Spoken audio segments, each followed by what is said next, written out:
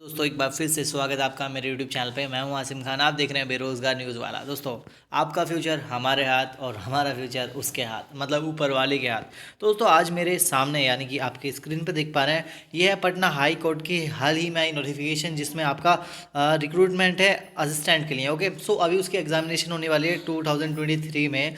सो उससे रिगार्डिंग कुछ information, notification और नोटिस आया है। सो जान लेते हैं कैसी भर्ती हैं, कौन कौन से डॉक्यूमेंट की ज़रूरत पड़ेगी। इसी के साथ साथ दोस्तों आपकी एलिजिबिलिटी क्या होनी चाहिए, क्वालिफिकेशन क्या होनी चाहिए, application fees A to Z आपको एक ही वीडियो में मिल जाएगा। ओके, सो आपको अदर कोई भी वीडियो को विजिट करने की ज़रूरत नहीं है। Don't waste your time, because time is money and time is important for your future and for your goals. Okay, so मेरे पास असिस्टेंट रिक्रूटमेंट एग्जामिनेशन 2023 मैंने हाईलाइट किया हुआ एरिया। डोंट वरी, बहुत शॉर्ट वीडियो होगी। ओके, सो date, अभी ये notification आई थी 3 फरवरी 2023 में, और ठीक है, जिसकी इंपॉर्टेंट डेट दी हुई हैं। तो date for commencement of submission of online application 6 तारीख यानी कि 6 फरवरी 2023 से एप्लीकेशन स्टार्ट हो जाएंगी, और जो लास्ट डेट होगी सबमिशन की वो 7 मार्च होगी। इसी के साथ साथ last date for making online fees payment, जो आपको पेमेंट करना होगा वो लास्ट पेमेंट का जो डेट है वो है आपकी, ये आप देख पा रहे हैं 9 तारीख तीसरा महीना 2023, यानी कि 9 मार्च को अगर आपको लास्ट डेट है ये पेमेंट करने की। ओके, तो इसी के साथ डेट ऑफ प्रीलिमिन, ये जो आपका जो भी लिख रहा है प्रीलिमिनरी टेस्ट होगा वो आपका थोड़ा इंग्लिश में टाइट है भाई, समझ के चल रहा। ओके, सो ये 30 अप्रैल का होगा। सो ये टेंटेटिव यानी कि अभी मतलब कंफर्म नहीं है, बाकी ये 30/4 तक हो जाएगा। ओके, सो तो इसमें जो टोटल पोस्ट हैं वो है 550। हो गए 550 जो है इसमें पोस्ट हैं, जो असिस्टेंट ग्रुप बी पोस्ट के लिए हैं, जिसका जो आपका जो वो क्या बोलते हैं, जो आपका पे स्केल होगा वो 44,900 होगा। ठीक है, 1,42,400। ओके, अभी बोला था, आप बोलोगे अभी बोला था, इंग्लिश नहीं आती, अभी बोल रहा है। सो ये बहुत इजी है यार। सो 1,42,400 रुपये का आपका ये होगा, आपका 44,900 से लेकर 1,42,400 तक। ठीक है, ये होगा ऑफ पे मैट्रिक ऑफ 7th PRC, यानी कि प्लस यूजुअल अलाउंसेस। तो सब कुछ लगा के टोटल बात हो रही है। ओके, इसी के साथ साथ दोस्तों देख लेते हैं किस कैटेगरी, किस जाति के लिए, किस कैटेगरी वाइज ये पोस्ट हैं। सो अनरिजर्व के लिए 236 हैं, प्लस 2 बैकलॉग भर्तियां हैं। इसी के साथ साथ horizontally reserve post for women 76 हैं। ओके, SC के लिए 88 हैं, और जो रिजर्व पोस्ट फॉर वीमेन है हॉरिजॉन्टली 33 है।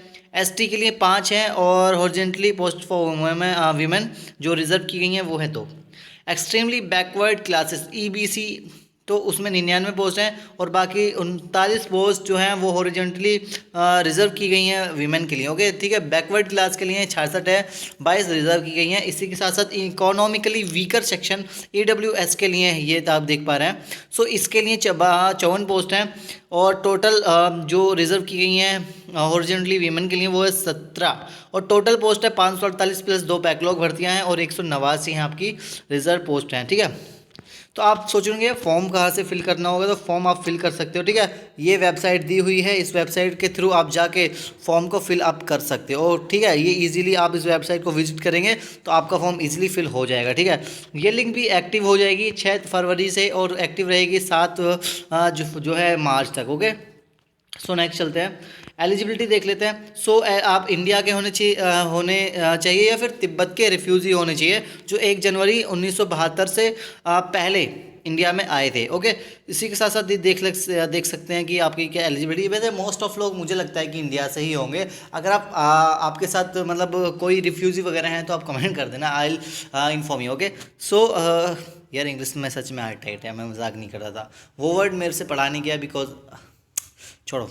सो कैरेक्टर देख लीजिए, मैरिटल स्टेटस देख लीजिए भैया। जिस बंदे ने दूसरी शादी की है उसकी वाइफ अलाइव है, यानी कि शी इज़ अलाइव। सो वो बंदा जो एलिजिबल नहीं है इस फॉर्म को भरने के लिए। ओके, तो भैया अगर 2-2 लौंडियाँ लिए बैठे हो आप अपने पास में, और दोनों की दोनों जिंदा हैं, तो भैया नौकरी के लिए आवेदन नहीं कर सकते।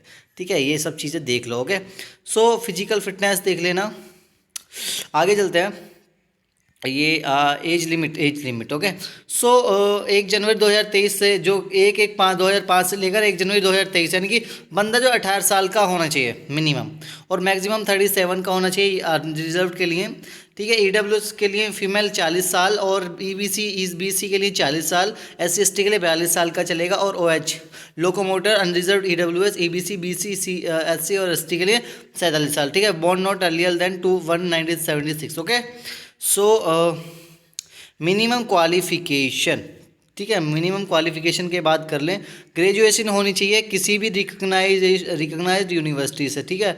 तो आपने मिनिमम एजुकेशन आपकी जो है ग्रेजुएशन मेरे भाई होनी चाहिए, ठीक है। उसी के साथ साथ diploma certificate of at least 6 month in course in computer application from a recognized institution, किसी रिकग्नाइज्ड इंस्टीट्यूट से आपके पास 6 महीने का डिप्लोमा सर्टिफिकेट होना चाहिए ओके।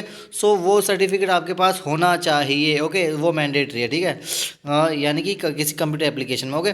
सो प्रीफरेंशियल क्वालिफिकेशन, ठीक है, यानी कि आपकी जो प्लस क्वालिफिकेशन होती है वो सारे देख लीजिए ओके। सो रिजर्वेशन देख लीजिए, एससी के लिए 16%, एसटी के लिए 1%, एक्सट्रीमली बैकवर्ड क्लासेस के लिए 18%, बैकवर्ड क्लास के लिए 12%, और इकोनॉमिकली वीकर सेक्शन ईडब्ल्यूएस के लिए 10% okay.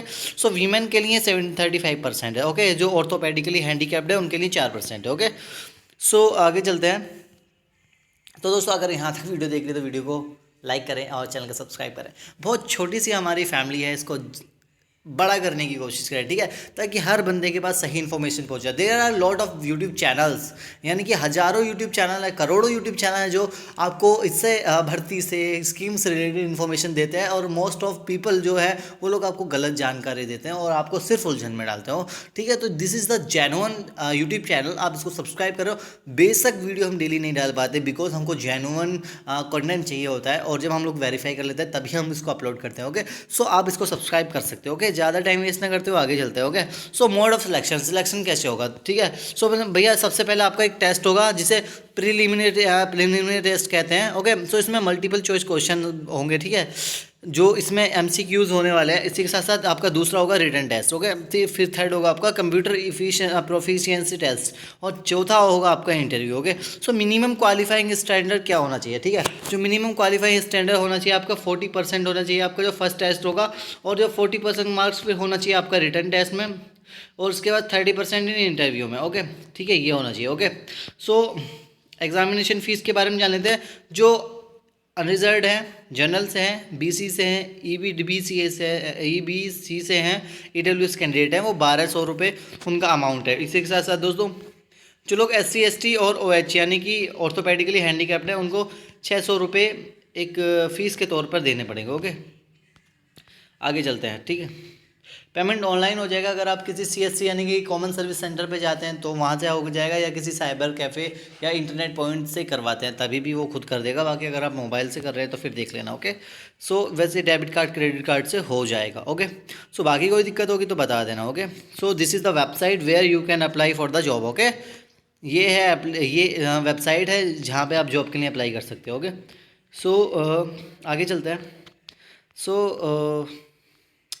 I have a question to ask you. दोस्तों क्या आपने कैरी मिनाटी की नहीं वीडियो देखी? सो अमेजिंग वीडियो थी, जाके जरूर देखना।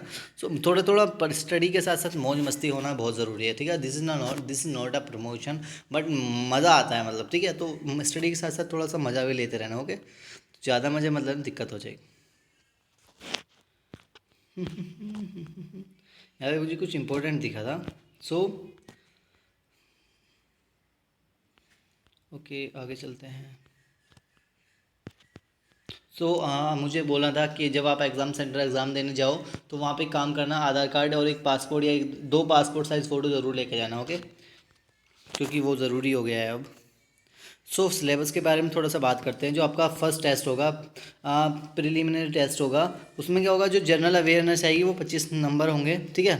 क्वालिफाइंग मार्क नहीं दिए हैं। इसी के साथ रीजनिंग एंड क्वान्टिटेटिव एप्टीट्यूड के 25 क्वेश्चन आएंगे, मार्क्स की बात हो रही है। और जनरल इंग्लिश में आपके दिए हैं इन्होंने 25 मार्क्स, और जनरल हिंदी में भी इन्होंने दिए हैं 15, और जो है कंप्यूटर अवेयरनेस या वो 10 नंबर के, ठीक है। 25 और 75 और ये 10 85 15 100 नंबर का एक क्वेश्चन होगा ओके।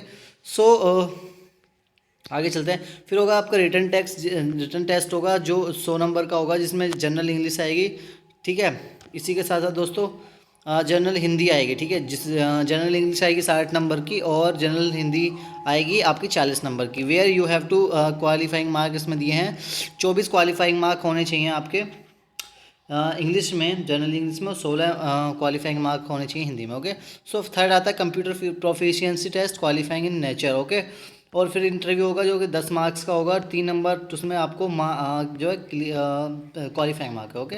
सो यार इससे जब भी कम लेके आओगे तो क्या लेके आओगे, मतलब सिलेक्शन वाला भी बोल देगा यार अब माफ़ करो भाई, मोदी जी मुझसे देखा नहीं जाता, क्या हो रहा है, मतलब व्हाट्स हैपनिंग, ओके। सो जनरल इंग्लिश देख लेना, ये सब्जेक्ट और ये सिलेबस है। रिटन टेस्ट का देख लेना, बाकी कुछ दिक्कत हो तो मैं बैठा है इधर। सो कंप्यूटर में सोच रहा हूँ क्या आएगा, तो अभी बता देता है कि क्या आएगा। सो वर्ड प्रोसेसिंग टेस्ट होगा ऑन एम एस वर्ड पे वर्ड प्रोसेसिंग टेस्ट होगा। This test will target to test the basic typing skill of the candidate as well as their basic knowledge of M S word, ठीक है। M S word की basic knowledge को देखते हुए आपका basic typing skill test होगा। इसी के साथ सेकंड वन होगा test in spreadsheet on M S Excel. M S Excel की जो शीट होती है उस पर आपका टेस्ट लिया जाएगा। This test will target to check the basic understanding of M S Excel, ठीक है। एम एस एक्सेल की बेसिक अंडरस्टैंडिंग को देखते हुए टेस्ट होगा। और ठीक इंटरनेट प्रोफिशिएंसी होगा, इसमें होगा कि basic understanding of internet users, ठीक है। ठीक है, ये फिर आपका इंटरव्यू होगा। सत्यमेव जयते, ठीक है, सत्य की सदा ही जय हो, ओके। सो ये हैं आपके एग्जामिनेशन सेंटर्स, ठीक है। ओ भाई सारे बिहार में ही होंगे ना ऑब्वियसली, ठीक है। इंस्ट्रक्शन है इसमें दिए हुए हैं, और मैंने आगे भी शायद कुछ किया होगा। सो इसमें आपको क्या क्या डॉक्यूमेंट की ज़रूरत पड़ने वाली है, सो मैं आपको बता देता हूँ। सो सब कुछ ऑनलाइन ही होगा, ठीक है। आपके पासपोर्ट साइज फ़ोटो की एक स्कैन कॉपी होनी चाहिए। सो स्कैन आपके सिग्नेचर, एक मिनट में इसको जूम कर लेता हूँ। सो यू विल, ठीक है, इस एक सिग्नेचर होने चाहिए, लगेंगे आपके 10वीं, ओ मेरे भाई क्या हो रहा है, 10वीं क्लास का सर्टिफिकेट लगेगा, ठीक है, जो 10वीं क्लास आपने पास की है। इसी के साथ साथ दोस्तों मैट्रिकुलेशन सर्टिफिकेट और मार्कशीट, या मुझे लगता है कि दोनों एक ही होना चाहिए, क्योंकि मुझे इसके बारे में इतनी नॉलेज नहीं है, बट मेरे अकॉर्डिंग तो ये एक ही है। सो कमेंट में बताना क्या सेम ही है ना, ठीक है। सो ग्रेजुएशन का सर्टिफिकेट और मार्कशीट, ठीक है। सर्टिफिकेट मार्कशीट मुझे लगता है सर्टिफिकेट का नंबर उसी के ऊपर था, हाँ उसी के ऊपर तो होता है। डिप्लोमा जो होगा 6 मंथ का वो लगेगा, उसकी कॉपी। आइडेंटिटी प्रूफ, ठीक है। डोमाइसिल सर्टिफिकेट अगर ज़रूरी है तो, ठीक है, यानी कि आप कहाँ रहते हो भाई, ठीक है। कास्ट अगर आप क्या बोलते हैं अनरिजर्व से नहीं हो, जनरल से नहीं है, तो फिर आपका कास्ट सर्टिफिकेट लगेगा। सर्टिफिकेट ऑफ डिसेबिलिटी, अगर आपके अंदर कोई डिसेबिलिटी है तो भैया उसका सर्टिफिकेट लगेगा। So identity card of Patna high court और court subordinate to the court if applicable, ठीक है। ये छोड़ो, ये करने में select only on document upload, okay. ये देख लो क्या क्या साइज़ होना चाहिए फ़ोटो और सिग्नेचर का, ओके। सो मुझे लगता है कि यही इंपॉर्टेंट है, और सारा टॉपिक मैंने कवर कर दिया है। बाकी अगर अभी भी कोई पॉइंट छूट गया है तो आप मेरे को बता दो, मैं वो आपको उसकी एक वीडियो, सेपरेट वीडियो बना दूँगा, okay. So thank you so much for watching this video. Don't forget to subscribe छोड़ो सब्सक्राइब कर देना, ओके बाय।